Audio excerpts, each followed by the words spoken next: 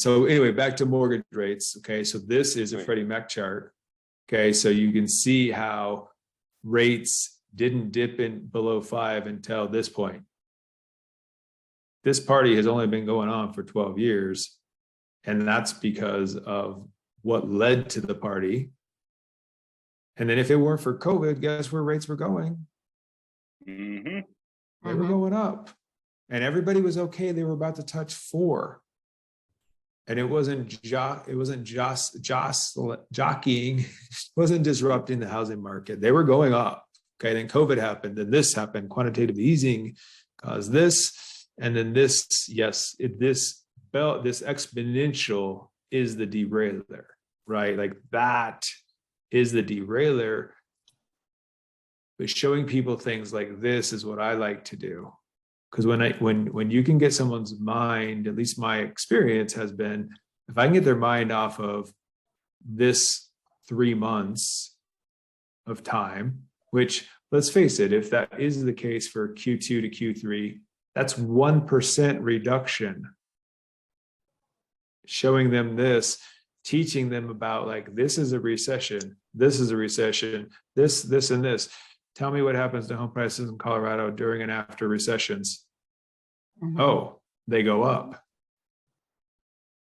Right. So I like what you're talking about, Billy. I like the charts and the data, because I feel like that gets people off the fence and they zoom out a little further and see. And I like your idea for Lisa about getting a PM to do like a rental analysis and using the real life examples. You know, Lisa, you guys could use examples. Well, when we bought this rental, we used to rent it for this, and really it should be here, and we have it rented here, you know. So I agree there. But Lisa, with that size of database, you know, if you want to get together for a coffee, or you, Brian, and I get on a Zoom or whatever, and kind of just talk about it. You know, we do get people, and it'll be a percentage, right? Because you'll get the funnel of this many will respond, and of that many, I will tell you the top of funnel about how many respond will be a percentage of the total database. But from that point to those that take action, my numbers are 80%. So if they enter the funnel, they're taking action once they see this information.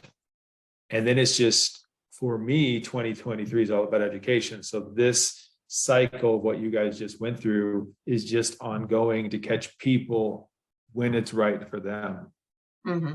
You know, when it's right for them. As rates continue to come down, like, we know supply is not going to change, but what's going to slap buyers in the face is when rates come down and the supply hasn't loosened. You know, so are we going to see and experience what we did? I don't think so. But I mean, we just had the offer where, you know, they missed out. I had one yesterday. It was multiple offers. So this week, twice multiple offer situations. But what are your thoughts, Lisa? Sorry, I was writing something down. Didn't catch your question. Just thoughts in general as we proceed, and you know, as you see this here, and if that flipped over for you guys, this is the bond market. And so when people ask me what's going to happen with interest rates, and I tell them, you know, and I show them these charts and talk to them about this. This is the point where it hit the ceiling, in my opinion. October 21st, late October was when rates hit their top. This is where that surge happened, rates going up. And since then, what have we been seeing? Come back up, yeah. They're slowly coming down.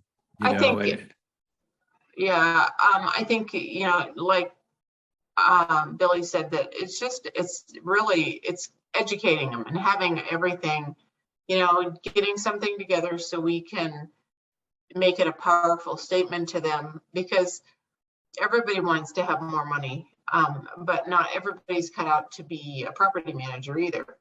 So having in our back pocket, either like we manage our own, but having, you know, a good affordable company, I mean, manage for them, so it's not taking all of their you know, profits.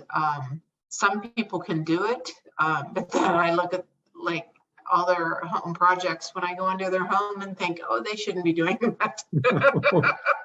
Yeah, I asked the question to them when they talk about, you know, that topic.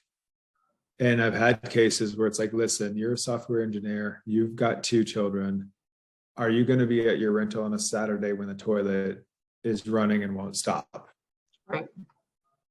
And helping them kind of put the dots together that they shouldn't. And the people that closed a couple months back, you know, she was heading towards having a baby. They were going to start with PM, you know, and just having that experience myself to be able to guide them gently to what's best for them and helping them see that, you know, look, if you make 150K a year, like realistically, is this, you know, 4%, 5%, whatever that number is, like, what is your time worth? You've got 2 small kids, you know, Right. and seeing the time value of money. But I like your idea of having that person in your hip pocket. So you can say, listen, you know, this one's got all the vendors.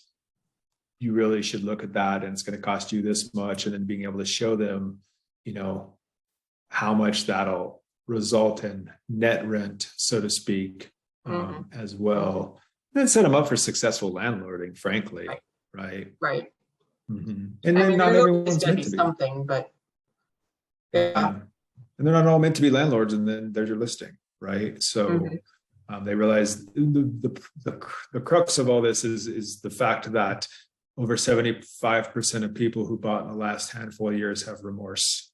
That's like data from surveys, right? So people were feeling pushed and strained and rushed, and you know, now they're pissed off because they have a house they don't really like.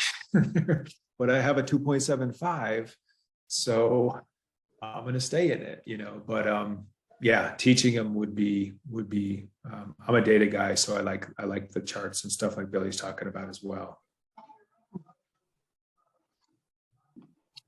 Yeah, the only thing that I would add is, again, just my 2 cents of what I talk to clients about right now. Had a conversation with a potential buyer last week, and you know, it was just to summarize it.